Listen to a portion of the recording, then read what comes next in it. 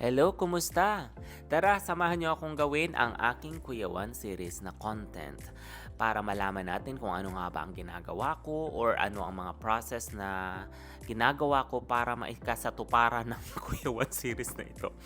First, of course, ay inuuna ko munang i-taping ang mga male character. Pero male yan siya, pero siya talaga si Randy. Pero mas madali kasing i-taping ang mga male character dahil hindi na sila masyadong nagbibihis ng buhok and everything. So ayan, wag nating kalimutan ang microphone because a good content lalong-lalo na sa series ay dapat maganda at audible ang ating sound. Tapos after kong na-taping si Randy ay tinaping ko na rin si sino yan? Si Daniel. Si Daniel yan. O yan. At ang kanyang trademark na exit na pabali-bali ang inyahang liog. Factory. After Daniel ay pupunta na tayo sa next character. O ayan. So, set up muna natin yan. Kung napapansin nyo, hindi mukhang Daniel yan dahil i-edit natin yan mamaya lang. Ayan. So, yung papel na nakasabit dyan, yan po ang script. So, yun po ang guide natin para hindi natin makalimutan ang mga linya.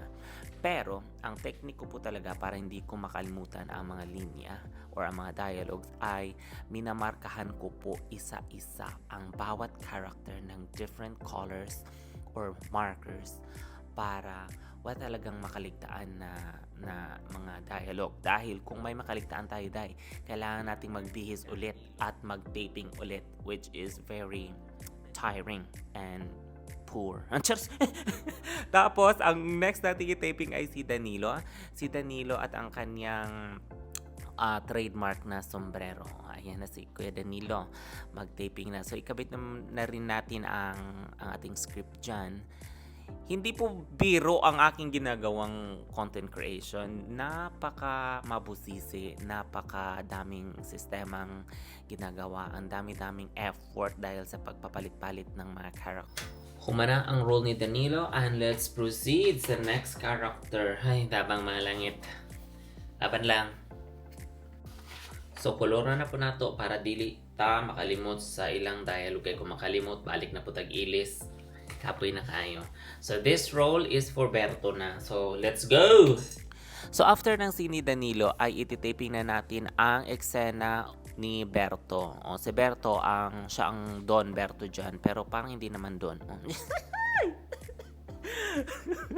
Ayan, nakasapit na din ang mga dialogue ni Berto dyan. Yung papel na yan yung script ko nga. Siguro mag-invest ako sa, anong tawag dito? Parang may monitor.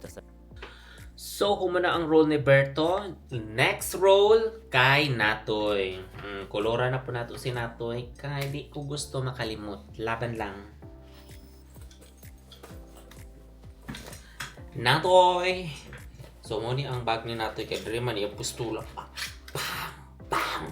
Napis na today. So, laban. Di na to kalimtan na ang microphone as usual. Kaya para pindot ang atong audio giday. Manang role ni Natoy karon mga role na pod sa mga babae like Maricel, Felisa, Manette, Mamang uban-uban pa. Laban lang. Ato na sang kulot. So next atong himuon kanang tanan nga naka-pink mao na ang role ni Maricel. So murag dagan siya day. Let's go, mag-ilis na ta. So, nakailis mo na ni ang sinina ni Maricel. Pakawak yapon si Maricel, no? And, since nagpa-makeover na siya, mo na niyang buhok karon. Go! Nakailis na ta. Mag-makeup lang taon niya o mag-edit lang. Maricel na ta. So, tapos na ang role ni Maricel. Kaya time ni Mamang na eksena na. Kaya maganda na tayo. Yung paborito niyang kwintas. Yung wig niya. Yung sombrero niya. Go! Laban, Mang! Go! Lights, camera, action. Kinsay namatay ni? Pautang ka, may musuga ang mamatay. Bebe. Bebe. Na-realize ko, hindi ko pala na-press ang record. Kaya mag-ulit tayo.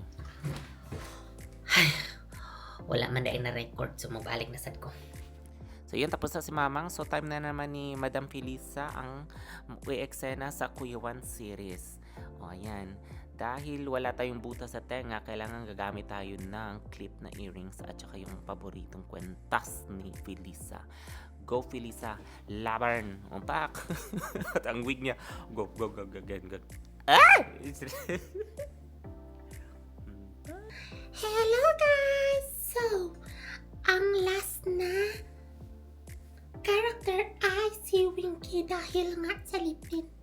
Dahil kung uunahin kong i-typing si Winky, ay baka pula lahat ang mukha ng mga character. Kaya, go! Ready na ba kayo? So ayun, tapos na tayo mag-taping ng lahat-lahat ng character sa episode na to. Kaya tanggalin na natin ang ating lip tint gamit ang makeup remover from Reset. O, isang paid lang tanggal agad ang sebong sangkatutak. O, di ba? Ang galing-galing. Kailangan natin tanggalin ang lip tint dahil baka magulat siya pag nakita tayo naka-lip tint. Ayan. Kailangan din natin moisturize ang ating face dahil harsh po ang ating ilaw. So, kailangan nating alagaan ang ating skin. Tapos, patayin na natin ang ating ilaw sa studio. Kunin na natin ang script at back editing. Ayan. Mahirap ang trabahong ito. Hindi po madali maging isang content creator, pero laban lang. At sa lahat po ng mga nanonood at sumusuporta po sa aking Kuyawan series, maraming salamat po. Worth it po ang pagod. Bye!